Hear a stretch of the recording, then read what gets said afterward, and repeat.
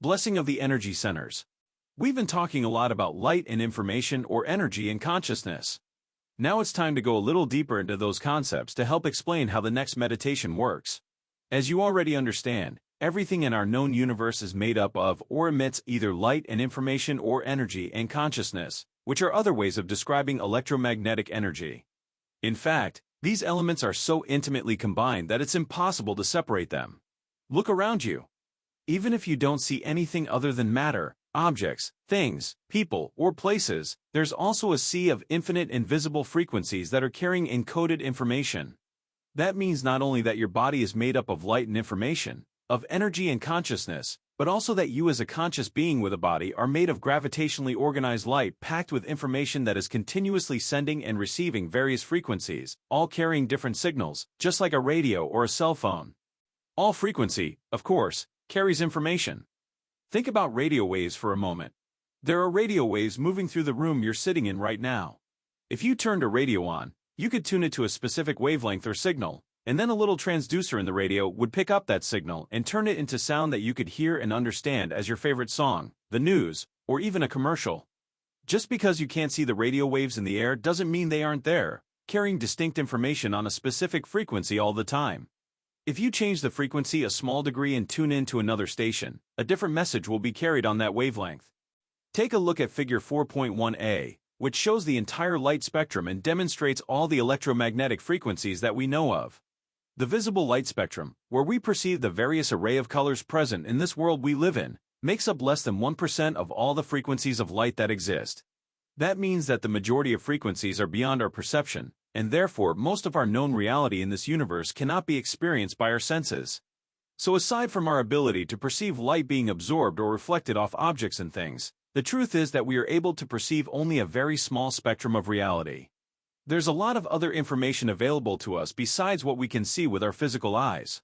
Remember that when I refer to light, I am talking about all light, which includes the entire spectrum of electromagnetic frequencies, seen and unseen, and not just visible light.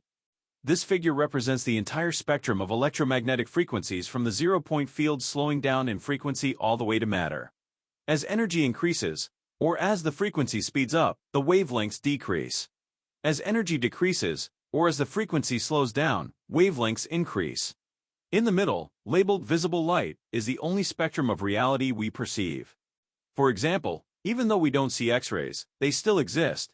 We know this because we as human beings have the ability to create X-rays, and we can also measure them. In fact, an infinite number of frequencies exists within the spectrum of X-ray light. X-rays are a faster frequency than the visible light we see, and therefore have more energy, because, again, the faster a frequency is, the higher its energy. Matter by itself is the densest of frequencies because it's the slowest and the most condensed form of light and information. Here we see the relationship between frequency and wavelength. The number of cycles in a complete wave, represented between letters A and B, B and C, and so on, is one wavelength. The space between the two vertical arrows pointing down represents a time interval of 1 second. In this case, since there are 5 complete waves within the span of 1 second, we would say that the frequency is 5 cycles per second, or 5 Hz. Take a look at Figure 4.1b. Move your eyes along the horizontal line running through the waves, hills and valleys, starting at the letter A and then moving to B and then to C. Each time you arrive at the next letter, you have just traveled a full cycle, what is referred to as a wavelength. So the distance between letters A and B is 1 wavelength. The frequency of a wave refers to the number of wavelengths or cycles produced in 1 second, which is measured in Hz, Hz. Therefore, the faster the frequency of a wave, the shorter the wavelength. The converse is also true. The slower the frequency, the longer the wavelength. Figure 4.1c. For example, light in the infrared frequency band has a slower frequency than light in the ultraviolet light frequency band, so the wavelengths for infrared light are longer, and the wavelengths for ultraviolet light are shorter. Here's another example, this time from within the visible light spectrum. The color red has a slower frequency, 450 cycles per second, than the color blue, about 650 cycles per second. Therefore, the wavelength of red is longer than the wavelength of blue. As frequency increases, wavelengths get shorter. As frequency decreases, wavelengths get longer. Throughout history, people have made several different attempts to photograph and measure fields of light. One prominent example is Kirlian photography, discovered in 1939 by Russian electrician and amateur inventor Semyon Davidovich Kirlian. With this technique, Kirlian was able to capture images of the electromagnetic field that surrounds both living and non-living objects. He found that by putting a sheet of photographic film on a metal plate, placing an object on top of the film, and applying a high-voltage current to the metal plate, an image of the electrical discharge between the object and the plate would show up on the film, appearing like a glowing silhouette of light around whatever was being photographed. In one of Kirlian's many experiments, he reportedly photographed two seemingly identical leaves, one from a healthy plant and one from a diseased plant. The photograph of the leaf from the healthy plant showed a strong light field, while the other showed a much weaker glow, leading Kirlian to believe that his photographic technique might be a means of assessing health. While scientists today debate the usefulness of Kirlian photography as a diagnostic tool, research on the technique continues. A more recent development along these lines comes from German biophysicist Fritz Albert Popp, Ph.D., who has spent more than 3 decades studying biophotons, tiny low-intensity light particles that are stored within and emitted by all living things. In 1996, Popp founded the International Institute of Biophysics, IIB, a network of research laboratories from more than a dozen countries around the world that study biophotons. Popp and his fellow IIB researchers believe that the information contained in these light particles, which are stored in DNA, communicates extremely effectively with the cells of the organism, thus playing a vital role in regulating the organism's function. 1. These biophotons can be detected by an extremely sensitive camera designed to measure their emissions. The stronger the emissions, as well as the more intense and coherent the light field, the greater communication between cells and the healthier the organism. In order to sustain life and health, our cells communicate with each other by exchanging vital information transmitted on different frequencies of light. Popp discovered that the reverse is also true. When a cell does not emit enough organized and coherent electromagnetic energy, that cell becomes unhealthy. It's not able to share information with other cells very well, and, without that exchange, it doesn't have what it needs. So the mechanistic version of the inner workings of the cell that we learned in high school biology is dated. Charged molecules attracting and repelling each other are not responsible for the way cells work. Instead, the electromagnetic energy that the cell emits and receives is the life force that governs those molecules. That's a vitalistic view that supports the truth of who we are. What all this means, in effect, is that we are quite literally beings of light, each radiating a very vital life force and expressing an actual light field around our bodies, the totality of each cell expressing and contributing to a vital field of light that carries a message. It would be safe to say, then, that the more we define reality with our senses and live our lives as materialists focusing primarily on the physical, and therefore the more we turn on the stress response, the more we may be missing out on valuable information. That's because the more we keep narrowing our focus on the matter, objects, things, people, and places in our outer world, the less able we are to sense those other frequencies that aren't visible to the naked eye. And if we're unaware of them, they do not exist to us. As you have already read, and, I hope, begun to experience yourself with the meditation in the previous chapter, it's possible for you to tune in to certain frequencies around you, just like you can tune a radio dial to 107.3. When you close your eyes and sit still and eliminate the external environment, the static that normally keeps you from sensing those other frequencies, you can train yourself to get a clear signal and receive information from it. When you do this repeatedly, you tune into a new level of light and information that you can use to influence or affect matter. And when you do that, your body experiences syntropy, enhanced order, instead of entropy, disorder, physical breakdown, and chaos.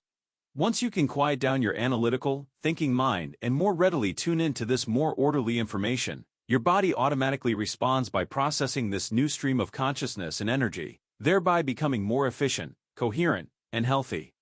Convergent and divergent focus. At the beginning of the meditation in the last chapter, I asked you to rest your attention in different parts of your body as well as in the space around different parts of it. Now I want to dive deeper into why I ask you to do that in almost all my meditations. When you practice this, you sharpen your ability to master 2 different ways your brain can focus, using convergent focus and divergent focus. Convergent focus is a single-minded or narrow focus on an object, anything having matter. That's the kind of focus you're displaying in my meditations when you rest your attention in a specific place in your body. It's the same kind of focus you use when you pay attention to objects in your environment.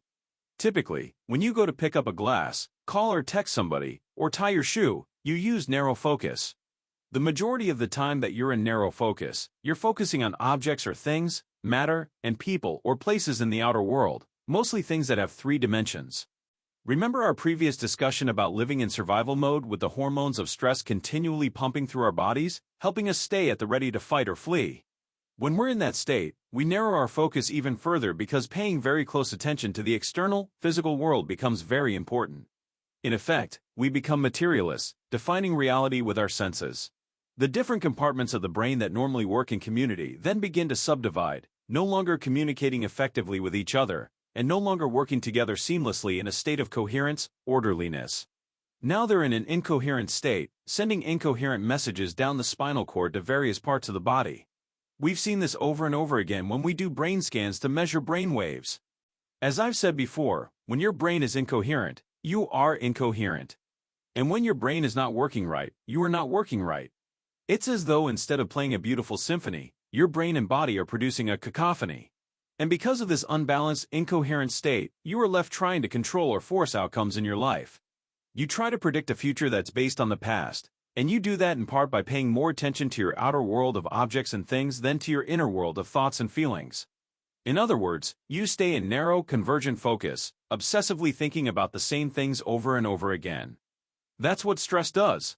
It influences you to obsess about your problems so you can be prepared for the future worst-case scenario based on your past memories. Being prepared for the worst outcome gives you a better chance of survival because no matter what happens, you are prepared for it. However, when you change your attention from using this narrow focus to adopting a more open and broad focus, as you will do in this meditation, you can become aware of the space and so the light and energy around your body in space. This is called a divergent focus. You go from focusing on something to focusing on no thing, on the wave, energy, instead of the particle, matter. Reality is both the particle and the wave. It's both matter and energy. So when you practice using narrow focus to rest your attention in different parts of the body, acknowledging the particle, and then you open your focus so that you sense the space around these parts of your body in space, acknowledging the wave, your brain changes into a more coherent, balanced state. Entering the subconscious mind. In the 1970s, Les Fahmy, Ph.D., director of the Princeton Biofeedback Center in Princeton, New Jersey, discovered how this shift in attention from narrow to open focus changes brain waves. Fahmy, a pioneer in attention and biofeedback, was trying to find a method for teaching people how to move their brainwaves from beta, conscious thought, to alpha, relaxed and creative. The most effective way to make the shift, he discovered, was by directing people to become aware of space or nothingness, adopting what he called open focus. 2. The Buddhist tradition has been using this method of meditation for thousands of years. As you open your focus and sense information instead of matter, your brain waves slow down from beta to alpha. This makes sense because when you are sensing and feeling, you are not thinking. As your thinking brain, the neocortex, slows down, you are able to get beyond the analytical mind, also called the critical mind, which separates the conscious mind from the subconscious mind. See Figure 4.2. Now you're able to move into the seat of your body's operating system, the autonomic nervous system, which you read about in the previous chapter, and now your brain can work in a more holistic fashion. One of the main purposes of meditation is to move beyond the analytical mind. What separates the conscious mind from the subconscious mind is the analytical mind. As you slow your brain waves down, you move out of your conscious mind and thinking brain, past the analytical mind, into the operating system of the subconscious mind, where all those automatic programs and unconscious habits exist. As you do the Blessing of the Energy Centers meditation, I will teach you later on in this chapter, you'll place your attention in each of your body's energy centers, also referred to as chakras, meaning wheels, in ancient East Indian Vedic texts, and then you'll open your focus. Because where you place your attention is where you place your energy. As you place your attention in each center and your energy moves to it, each one of these individual centers begins to become activated. It's no mystery that if you have a sexual fantasy in your mind and brain, for example, as energy moves into that center of your body, it's going to become activated in a very specific way, and when it does, organs, tissues, chemicals, hormones, and nervous tissue are all going to respond. If you're hungry and you're thinking about what you're going to eat, it's no coincidence that your digestive juices turn on, you salivate, and your body prepares for the experience of eating dinner because energy is activating that area. If you're thinking about telling your boss off or arguing with your daughter, you secrete adrenaline ahead of the actual confrontation. In each of these cases, the thought you're thinking becomes the experience. I will explain this in more detail in the next section when we talk about the individual energy centers. But for now, it's enough to know that this happens because each center produces its own chemical hormonal expression, which then activates the organs, tissues, and cells in each area.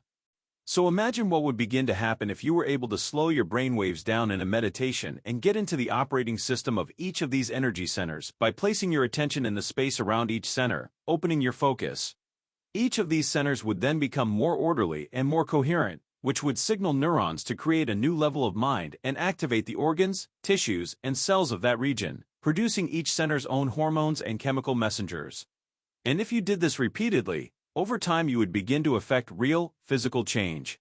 In the community of students who do this work, people have healed themselves of chronic bladder infections, prostate problems, impotence, diverticulitis, Crohn's disease, food allergies and sensitivities like celiac disease, ovarian tumors, elevated liver enzymes, acid reflux, heart palpitations, arrhythmias, asthma, lung conditions, back problems, thyroid conditions, throat cancer, neck pain, chronic migraine, headaches, brain tumors, and more. We've seen all kinds of improvements in people from doing this particular meditation, sometimes even after the very first time they do it. Those dramatic healings were possible because students were able to epigenetically change the expression of their DNA, switching some of their genes on and others off, changing how those genes express proteins in their physical bodies, as you learned in Chapter 2. How your body's energy centers work. We're about to take a closer look at each of the body's energy centers, but first I want to explain a bit more about how they work. Think of each of them as an individual center of information.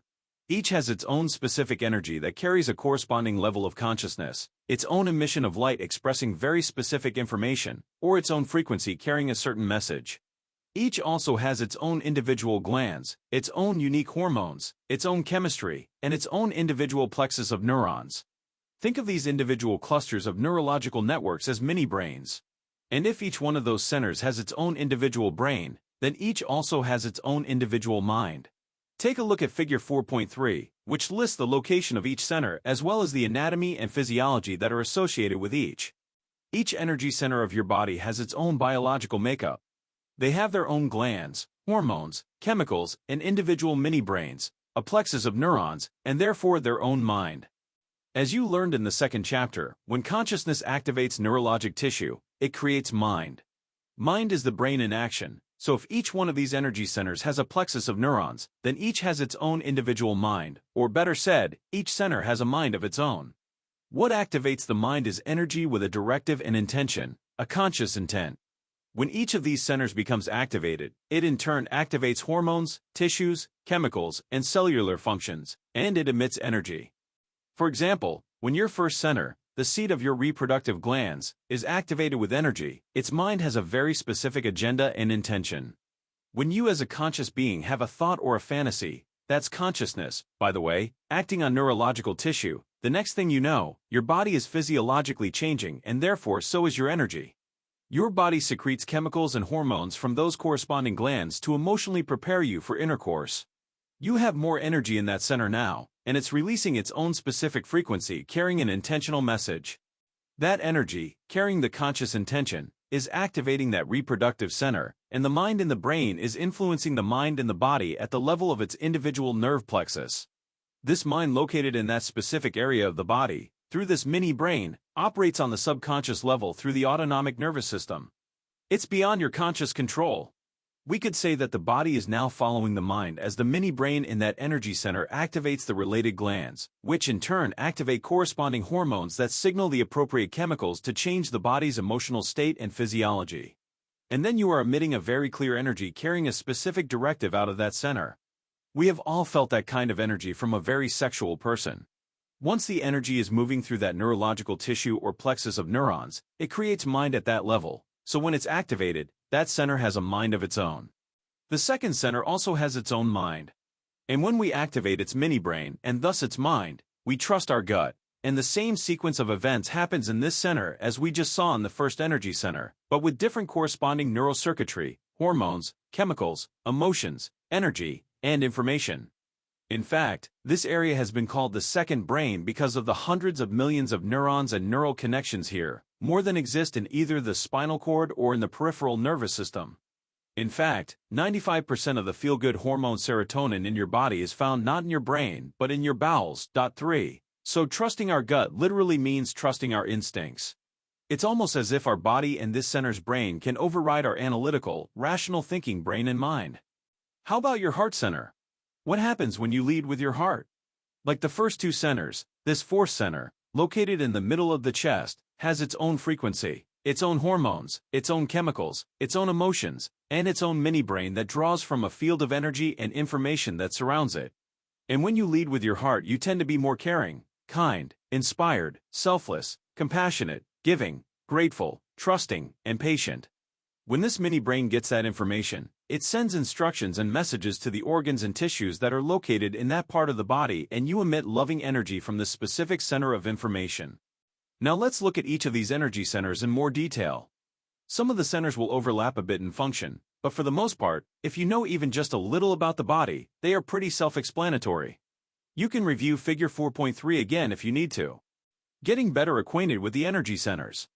The first energy center governs the region of your sex organs, including your perineum, your pelvic floor, the glands that are connected to your vagina or penis, your prostate if you're a man, your bladder, your lower bowel, and your anus. This energy center has to do with reproduction and procreation, elimination, sexuality, and sexual identity. The hormones estrogen and progesterone in women and testosterone in men are correlated with this center. This energy center is also associated with the inferior mesenteric nerve plexus. A tremendous amount of creative energy exists in this first center. Think about the amount of energy you use to make life and create a baby. When this center is in balance, your creative energy flows easily and you are also grounded in your sexual identity. The second energy center is behind and slightly below your navel. It governs the ovaries, uterus, colon, pancreas, and lower back. It has to do with consumption, digestion, elimination, and the breaking down of food into energy, including digestive enzymes and juices, as well as the enzymes and hormones that balance your blood sugar levels. This center is also connected to the superior mesenteric nerve plexus. This energy center is also related to social networks and structures, relationships, support systems, family, cultures, and interpersonal relationships. Think about it as the center for holding on or letting go, consuming or eliminating. When this center is in balance, you feel safe and secure both in your environment and in the world. The third energy center is located in the pit of your gut. It governs the stomach, small intestine, spleen, liver, gallbladder, adrenal glands, and kidneys. The associated hormones include adrenaline and cortisol, the kidney hormones, and chemicals like renin and angiotensin, erythropoietin, and all the liver enzymes, as well as the stomach enzymes like pepsin, trypsin, chymotrypsin, and hydrochloric acid. This energy center is also related to the solar plexus, which is also called the celiac plexus. This center is associated with our will, power, self-importance, control, drive, aggression, and dominance. It is the center of competitive action and of personal power, self-esteem, and directed intention. When the third center is in balance, you use your will and your drive to overcome your environment and the conditions in your life. Unlike the second center, this center becomes naturally activated when you perceive that your environment is not safe or is unpredictable, so you must protect and take care of your tribe and yourself. The third center is also active when you want something and you need to use your body to get it. The fourth energy center is located in the space behind your breastbone. It governs the heart, lungs, and thymus gland, the body's main immunity gland, known as the fountain of youth. The hormones associated with this center include growth hormone and oxytocin, as well as a cascade of 1,400 different chemicals that stimulate the immune system's health via the thymus gland, responsible for growth, repair, and regeneration of the body. The nerve plexus this center governs is the heart plexus. 4. The first three centers are all about survival and reflect our animal nature or our humanity.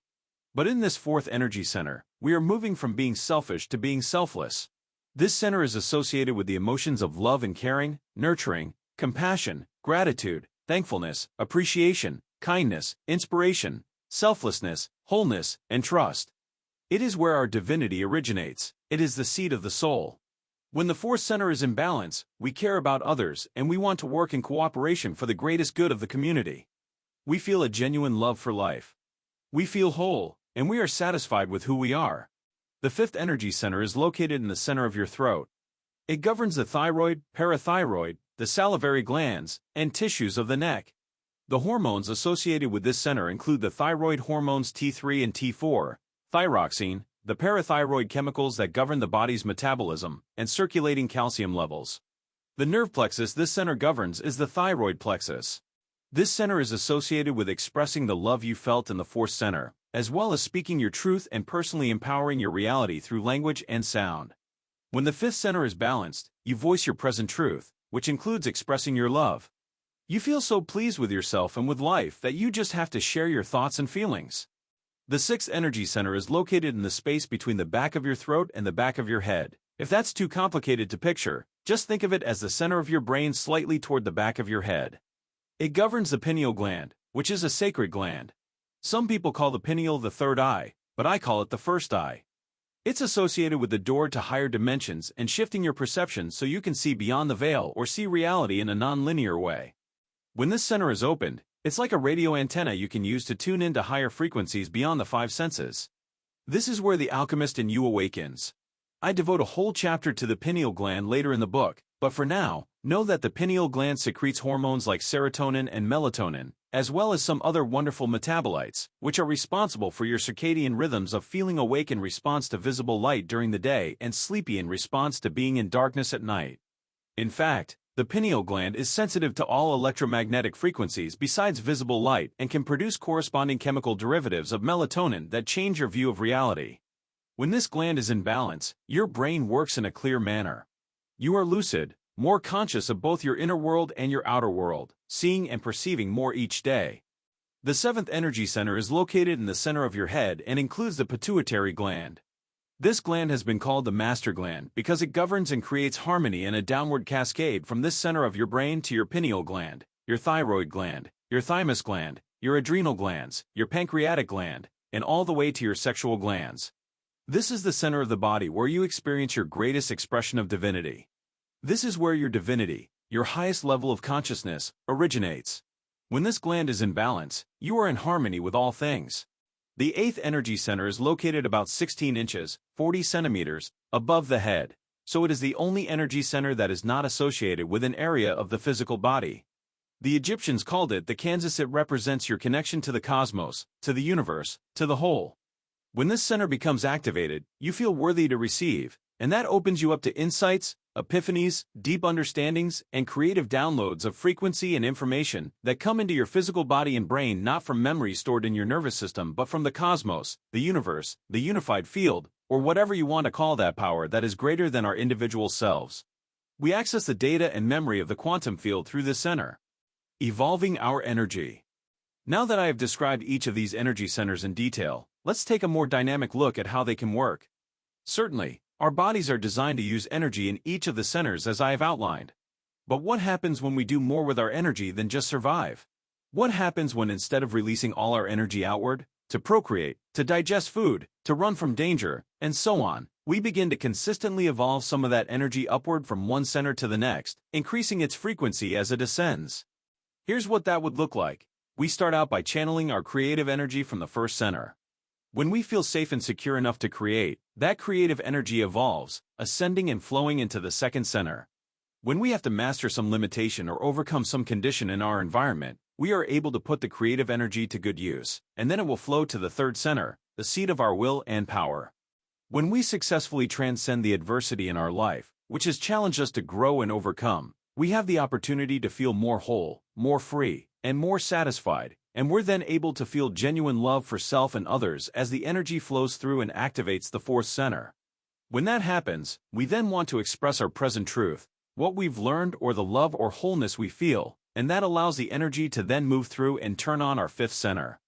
After this, when the evolution of energy activates the sixth center, dormant areas of the brain open so that the veil of illusion is lifted and we perceive a broader spectrum of reality than we ever saw before. We then begin to feel enlightened. The body moves more into harmony and balance, and our external environment, including the natural world surrounding us, also moves into more harmony and balance as the energy ascends and activating the seventh center. Once we feel that enlightened energy, we begin to truly feel worthy and the energy can finally rise to activate the eighth center, where we receive the fruits of our efforts, visions, dreams, insights, manifestations, and knowingness that come not from anywhere within our minds and bodies as memories but from a greater power in and around us. This continuous flow of evolving energy from our first center to our eighth center is illustrated in Figure 4.4a. As we evolve our creative energy, it can be channeled from the first center all the way up to the brain and beyond. Each energy center has its own individual frequency that carries its own individual intent. That's the kind of personal evolution that happens when the energy flows consistently, the ideal. What all too often happens, however, is that the events of our lives and the way we react to them cause our energy to get stuck so that it doesn't flow in this magnificent pattern I just outlined. The places in your body where the energy gets stuck are the energy centers associated with the issues you're dealing with. Figure 4.4b depicts what happens when the energy gets stuck and can't flow to the higher centers. When energy becomes stuck in our body, it cannot flow to the higher centers. Since emotions are energy, these emotions get stuck in different centers and we cannot evolve. If, for example, a person has been sexually abused or has been conditioned since childhood to think that sex is bad, their energy can stay stuck in the first center, the center associated with sexuality, and they may have problems accessing creativity. If, on the other hand, a person can access their creative energy, but doesn't necessarily feel safe enough to use their creativity in the world, instead, feeling victimized by their social and interpersonal relationships, or if they have been traumatized or betrayed by another person, they might hold on to that energy in their second center. Such a person would be likely to feel excessive amounts of guilt, shame, suffering, low self-esteem, or fear. Now, if a person can get their energy flowing up to the third center but they have ego issues, and they feel self-important, self-absorbed, controlling, domineering, angry, overly competitive, and bitter, then their energy gets stuck in their third center, and they may have control issues or motivation issues. If a person cannot open their heart and feel love and trust, or if they are afraid to express love or how they truthfully feel, energy can also become frozen in the fourth and fifth centers, respectively. While energy can get stuck in any of the energy centers, these first three centers are where it tends to get stuck most often. And when it's stuck, it can evolve and flow in the seamless current described earlier, which switches on the higher energy centers where we're in love with life and want to give back. Getting that circuit flowing the way it was designed to do is the whole point of doing the blessing of the energy centers meditation. We bless each of these centers so we can get stuck energy flowing again. Drawing from our energy field. As we discussed earlier, our bodies are surrounded by invisible fields of electromagnetic energy that are always carrying a conscious intention or directive. When we activate each of the body's 7 energy centers, we could say that we are expressing energy out of these centers. Simply put, when we as conscious beings activate a specific energy in each individual center, we stimulate the associated neurological plexuses to produce a level of mind that then activates the proper glands, tissues, hormones, and chemicals in each center. Once each unique center is turned on, the body emits energy carrying specific information or intention from it. However, if we keep living in survival and we are overly sexual, over-consuming, or overstressed by living our lives from the first 3 centers, we keep drawing from this invisible field of energy carrying information that surrounds the body, and we are consistently turning it into chemistry. The repetition of this process over time causes the field around the body to shrink. See Figure 4.5. As a result, we diminish our light and there is no energy that carries a conscious intention moving through these centers to create the correlated mind in each. Essentially, we've tapped our own energy field as a resource. That limited level of mind with its limited amount of energy in each center will send a limited signal to the surrounding cells, tissues, organs, and systems of the body. The result can produce a weakened signal and a lower frequency of energy carrying vital information to the body. Therefore, the lowering frequency of the signals creates disease. We could say that from an energetic level, all disease is a lowering of frequency and an incoherent message. The first 3 centers are energy consumers. When we overutilize these first 3 centers, we constantly draw from the invisible field of energy and turn it into chemistry. The field around our body begins to shrink. Remember how I said that the lower 3 energy centers of the body are concerned with survival? So they represent our selfish nature. They're about using power, aggression, force, or competition, so we can survive the conditions in our environment long enough to consume food to nourish ourselves, and then procreate and keep the species going, as opposed to the upper 5 centers, which represent our selfless nature and are concerned with more altruistic thoughts and emotions. Nature has made these lower 3 centers very pleasurable so that we keep engaging the actions related to them and what they represent. Having sex, first center, and eating, second center, are quite enjoyable, as is connecting and communicating with others, also the second center. Personal power, third center, can be intoxicating, including the success of overcoming obstacles, getting what we want, competing against others and winning, surviving in a particular environment, and pushing ourselves to move our bodies around. You can see, then, why some people may tend to overutilize one or more of their first three centers, and in so doing, consume more of the field of vital energy and information surrounding the body. For example, an overly sexual person draws extra energy from the field of energy surrounding their first center. A person trapped in shame or guilt who feels victimized, holds on to the emotions of the past, and constantly suffers is consuming excess energy from the energy field surrounding their second center and so holds on to energy in that center. An overly controlling or stressed person pulls additional energy from the field surrounding their third center. When our consciousness is not evolving, neither is our energy. The subatomic level. All of this starts at the subatomic or quantum level, so let's discuss how that happens. Take a look at figure 4.6. If you take two atoms each with its own nucleus and you put them together to form a molecule, the overlapping of the two circles where they bond is where they're sharing light and information. And because they're sharing information, they're sharing a similar energy that has a particular frequency. What's holding those two atoms together as a molecule is an invisible field of energy. Once these atoms join to form a molecule and exchange information, they will have different physical properties and characteristics, such as a different density, a different boiling point, and a different atomic weight, to name a few, than when they were sitting side by side, separated.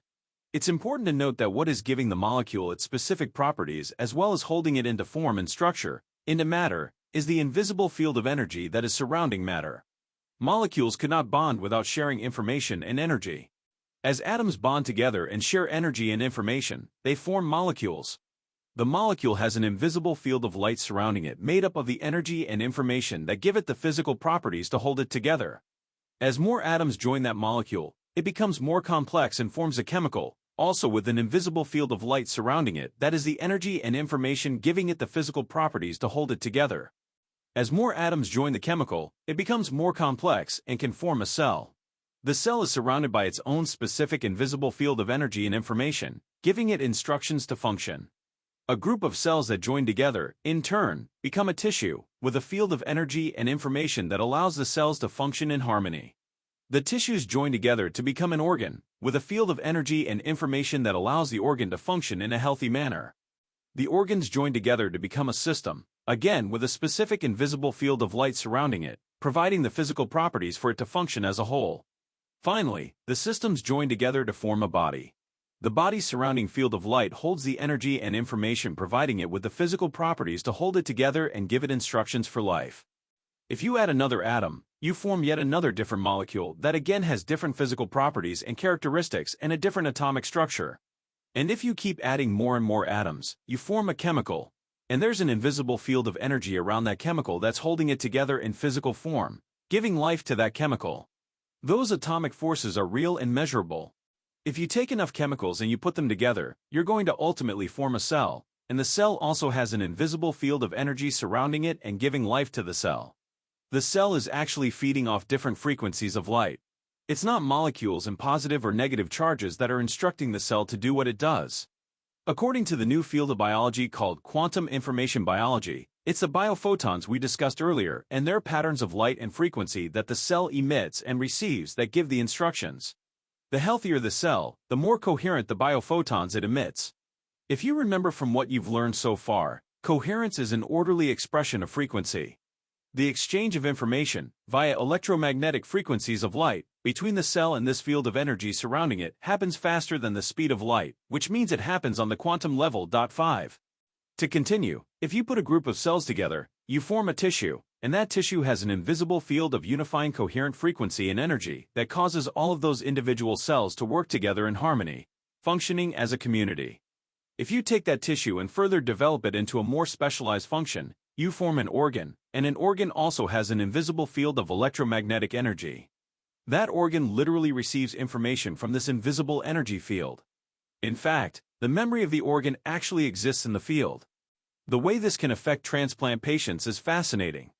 Probably the most famous example is the story of Claire Sylvia, who wrote a book called A Change of Heart about her experiences after receiving a heart and lung transplant in 1988.6. All she knew at the time was that her new organs came from an 18-year-old male donor who had died in a motorcycle accident. After the transplant, the 47-year-old professional dancer and choreographer developed cravings for chicken nuggets, French fries, beer, green peppers, and Snickers bars, none of which were food she had enjoyed before. Her personality also changed. She became more assertive, more confident. Her teenage daughter even teased her about developing a man's gait. When Sylvia eventually tracked down the family of her donor, she discovered the foods she had craved after the transplant were indeed the young man's favorites. That vital information was stored in the light field of the organ. The most dramatic story illustrating this involves an 8-year-old girl who, after receiving a heart transplant from a 10-year-old girl, began having vivid nightmares about being murdered. 7.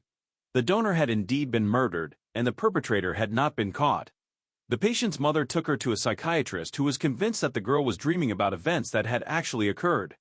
They contacted the police, who opened an investigation using the girl's detailed account of the murder, including information on the time and place of the crime, the weapon, the physical characteristics of the criminal, and the clothing the murderer was wearing. The killer was identified, arrested, and convicted. So in these cases, that information in the energy field surrounding the transplanted organ changed the expression of the energy field of the individual once the person had a transplant, its different light and different information mixing with the transplant patient's pre-existing field. The recipient can pick up on that information as memory in the field, and it influences their mind and their body. The energy, holding specific information, is influencing matter. Then when you group organs together, you form a system, such as the musculoskeletal, cardiovascular, digestive, reproductive, endocrine, lymphatic, nervous, and immune systems, to name a few. These systems function by drawing information from the invisible field of energy and consciousness that surrounds them. And when you put all the systems together, you form a body that also has an invisible field of electromagnetic energy surrounding it, and that vital electromagnetic field of light is who we really are. Now back to the hormones of stress.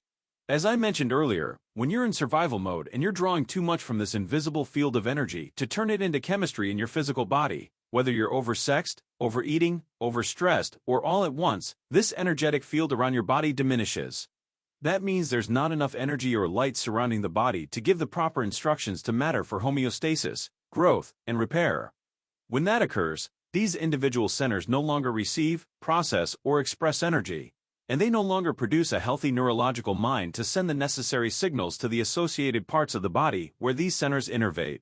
Since that energy with a conscious intent moving through or activating neurological tissue creates mind, the energy centers diminish in the expression of the minds to regulate the cells, tissues, organs, and systems of the body because there's no energy moving through them. The body begins to function more like a piece of matter without the proper coherent energy of light and information. Those mini brains become incoherent just as our brain becomes incoherent. In addition, when the brain is incoherent and compartmentalized because of the hormones of stress, that incoherent brain then sends a very incoherent message, like static on a radio, down the central nervous system to each of the plexuses of neurons that have to do with communicating with the body. And when these mini brains receive incoherent messages, then they send an incoherent message through the organs, tissues, and cells in each area in the body that's related to each one of these centers. This in turn affects the hormonal expression and nerve conductivity going to different organs and tissues and cells in the body, and this incoherence begins to create disease or imbalance. The result is that when these individual brains become incoherent, each corresponding area of the body becomes incoherent. And when they don't work well, we don't work well. Increasing energy. In the Blessing of the Energy Centers meditation, when you learn how to rest your attention in each of these centers and become aware of the space around them, you create coherence in each of these little brains in the same manner as you create coherence in the big brain between your ears. And as you acknowledge the particle, matter, by resting your attention in your perineum, for the first center, or in the space behind your belly button, for the second center, or in the pit of your gut, for the third center, or in the center of your chest, for the fourth center, and so on, you're anchoring your attention in that center. And where you place your attention is where you place your energy. Then you'll move to placing your attention in, or opening your focus to, the space around each of those centers, tuning into the energy beyond that center. And as you do this, it's vitally important that you move into a state of elevated emotion, such as love or gratitude or joy. As you know from previous chapters, this is important because the elevated emotion is energy, and the longer you can hold that open focus from a state of elevated emotion, the more you will build a very coherent field with a very high frequency around that center in your body. Once you build that coherent field around a center, that center has a coherent energy with the right instructions to draw from. The atoms, molecules, and chemicals that form the cells that create the tissues that make up the organs and the systems of the body will be drawing from a new field of light and information and a more coherent energy carrying a more intentional message, giving new instructions to each center of the body. The body will then begin to respond to a new mind. As you surrender and move into the present moment, and you understand that where you place your attention is where you are placing your energy, you can build a new field of light and information and raise the frequency of the signal. And that intentional thought directs energy through each center to produce a new mind in that individual brain. As each center draws from a new field of frequency and information, the body moves back toward balance or homeostasis. And in this new state, you become more energy and less matter, more wave and less particle. The more elevated the emotion, the more energy you create and the more dramatic a shift can result. If, on the other hand, you stay stuck in the survival emotions of worry, fear, anxiety, frustration, anger, distrust, and so on, you don't have this energy, this information, and this light around your body. As the frequency, light, and energy slow down and become more incoherent in each center, you become more matter and less energy until your body begins to become diseased. That's the point of doing this meditation, to speed up the frequency so it entrains the lower disorganized frequency back into coherence and orderliness, raising the frequency of matter or entraining matter to a new, more coherent mind. But remember, you can't muscle this. You can't just will it or force it to happen. You can't do it by trying, you can't do it by hoping, and you can't do it by wishing, because you can't do it with your conscious mind. You have to get into your subconscious mind, because that's where the operating system is, the autonomic nervous system that functions and controls all these centers. You have to get out of your beta brainwave pattern, because beta keeps you in your conscious mind, separated from your subconscious or your autonomic nervous system that actually runs the show. The deeper you go in meditation, from beta brainwaves to alpha brainwaves, and then even to theta brainwaves, the half-awake, half-asleep state of deeper meditation, the slower your frequency and the more access you have to the operating system. So in the Blessing of the Energy Centers meditation, your job is to slow your brainwaves down and combine an elevated emotion with an intent to bless each energy center for the greatest good, loving them into life, and then surrender and allow your autonomic nervous system to take over, because it already knows how to do that without any help from your conscious mind.